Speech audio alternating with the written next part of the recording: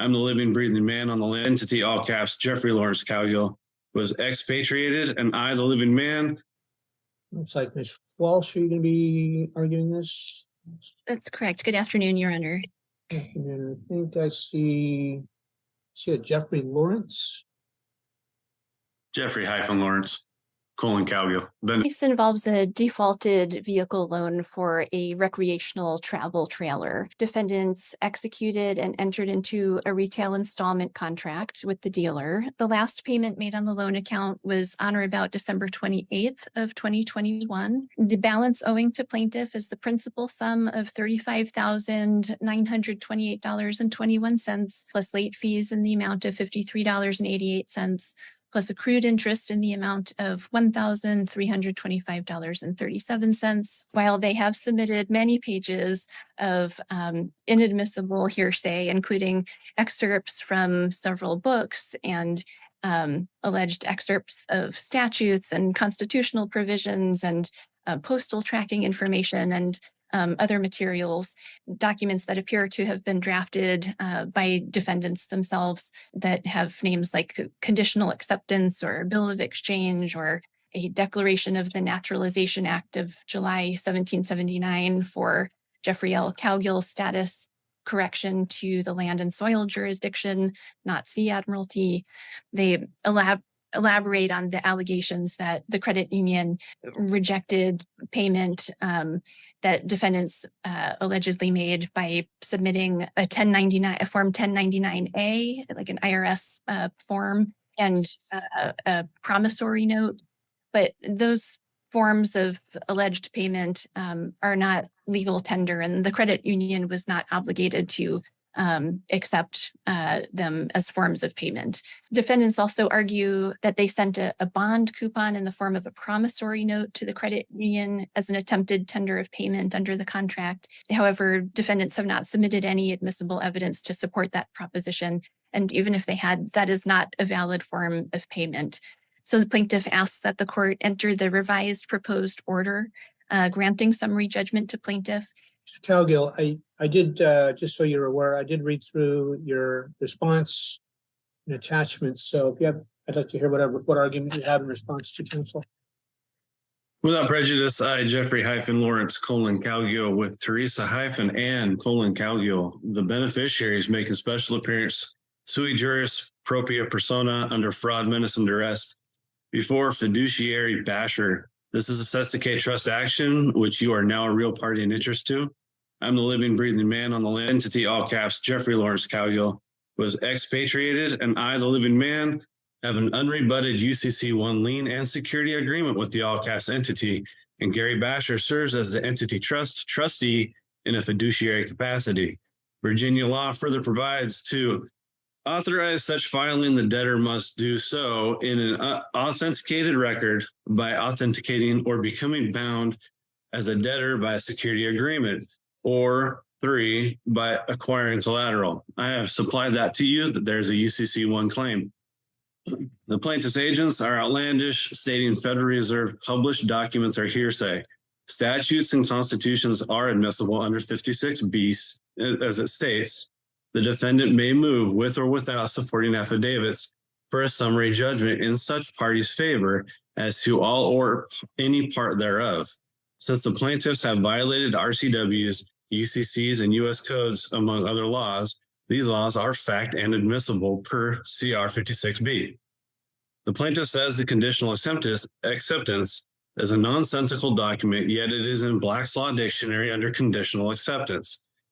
The definition is an engagement to pay the draft or accept the offer on the happening of a condition. A conditional acceptance is in effect a statement that the offeree is willing to enter into a bargain differing from some respects from the proposed or the original offer. The conditional acceptance is therefore in and of itself a counteroffer.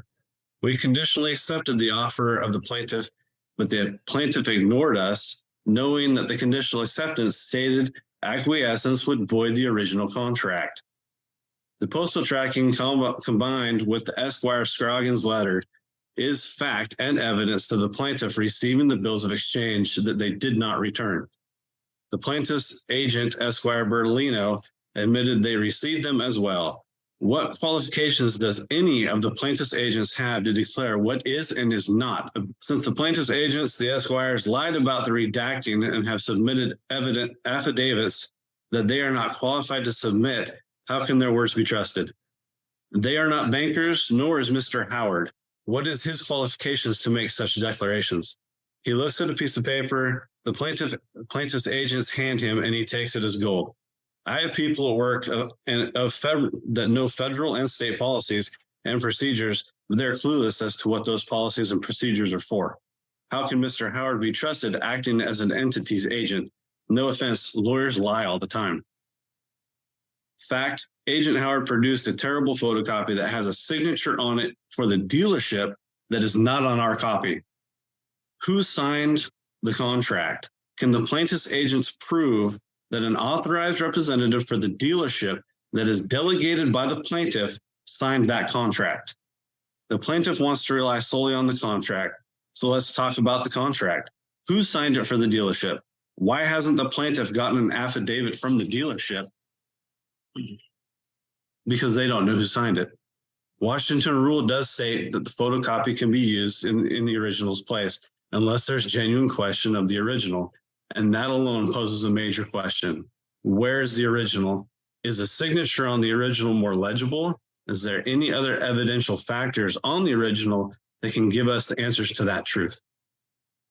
On the UCC, we did tender for payment bills of exchange, who the plaintiff's agents are not qualified to decide with their opinion what is and is not a bill of exchange. And as for where the bills of exchange are, ask the plaintiff. What did they do with them? They did not send them back. What did they do with them if not monetize them? Esquire Bertolino states that the instructions on the 1099-A state tangible property is not included, yet the exact wording is no reporting is required, meaning you don't have to, but you can. It does not say no tangible property, so Esquire Bertolino lied. The plaintiff has violated many UCCs, U.S. codes, not just 12 U.S.C. 5511B2, C codes and definitions on everything that the plaintiff has violated, and I have proven the facts. Why didn't the plaintiff return the documents they say are not bills of exchange with an explanation or dishonor? Why wait and have Esquire type up some bunk letter and still not return those bills of exchange?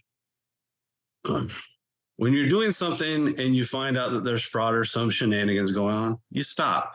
That would explain why we made payments until we found out that there was fraud.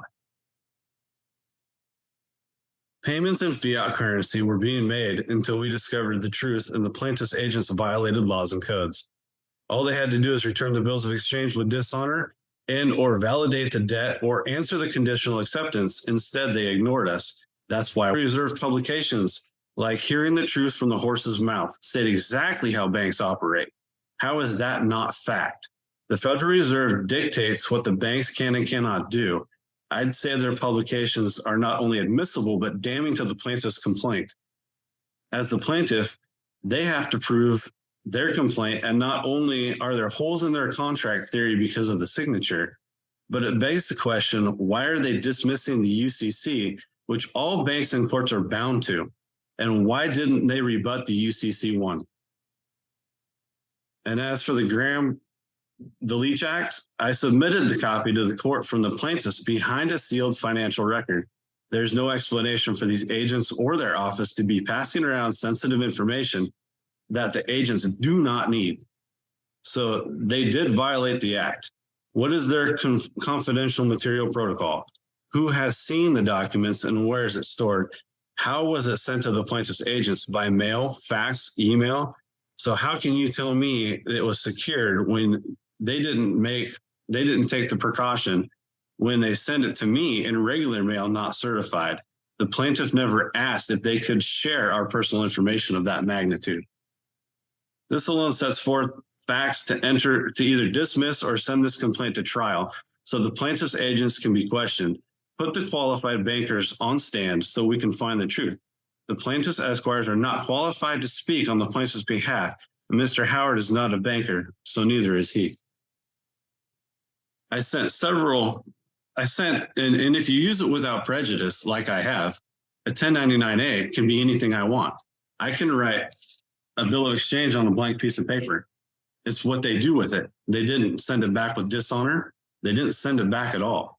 All they said is, well, now we're going to limit how you can and cannot pay. And so they violated the UCC. Response? Thank you, Your Honor. The retail installment contract expressly provides that that the borrower must, or the borrower agrees to pay the amount financed and the finance charge in U.S. funds according to the payment schedule below, as explained on section 1 on the back. That's at Exhibit 1, page 2. It's undisputed that the defendants did not do so, that they defaulted under the terms of the contract. They don't dispute that they received the trailer. They don't dispute that they received this loan. They don't dispute that they made payments under this contract. They knew how to make payments under this contract. And they don't deny that they stopped making those monthly payments. There is no genuine issue of material fact that they entered into the contract, that they defaulted under the terms of the loan, and that they owe the amounts set forth in the Howard Declaration. It's, not appropriate for defendants to malign attorneys generally, or my colleague, Ms. Bertolino, in this court, with no evidence, no admissible evidence that would support any of the allegations that defendants have stated here today. There is no demonstration, no allegations, no demonstration of fraud by the credit union or by anyone. There is no, defendants just simply have not created a genuine issue of material fact regarding the credit union's claim for breach of contract or its entitlement to replevin in this case. And that is, those are the plain facts.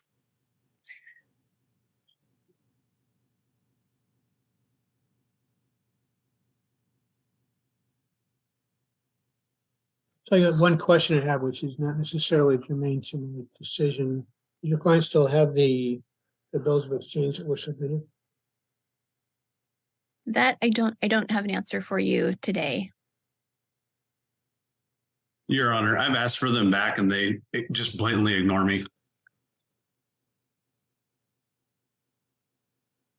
All right.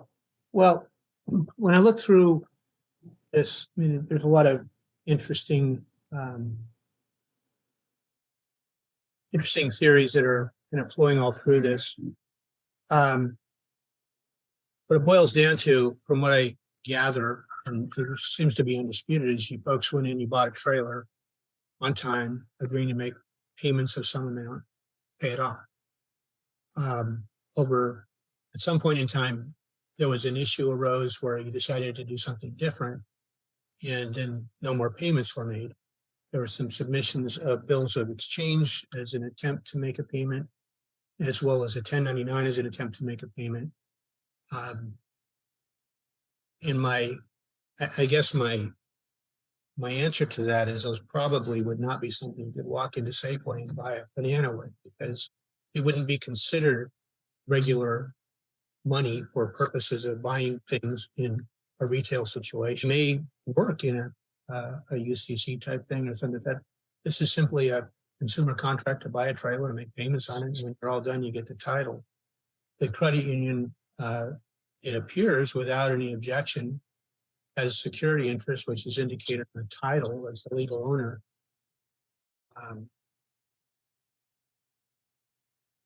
And I've not heard, I mean, there may be some other claims, but that you may have against them. I'm not making an assessment of that, because even if you did, it would not upset the contract to buy the trailer. So, I mean, you buy the trailer, you got to make the payments, you make the payments, they get the trailer back. So I am going to grant the motion for summary judgment. In doing so, I want to just give you some guidance, sir. What will ultimately happen is they get the trailer back and then they sell the trailer to somebody else. They apply the funds they get from that against the bill that's still owing. So the more money they get out of that trailer, the less money you end up having a judgment for. Does that make sense? So it's in your best interest not to do anything to the trailer. It's probably in your best interest to hook it up and drive it down to the credit union because that would save some costs. Oh yeah, I don't have a truck to do that, so they can come get it. Oh, okay. I'm just trying to point out it's in And your, so my copy of the contract not having a signature from the dealership doesn't matter. it really doesn't. And you being the trustee in this case doesn't matter. Well, I'm not a trustee, sir. I'm a judge. You are, because I appointed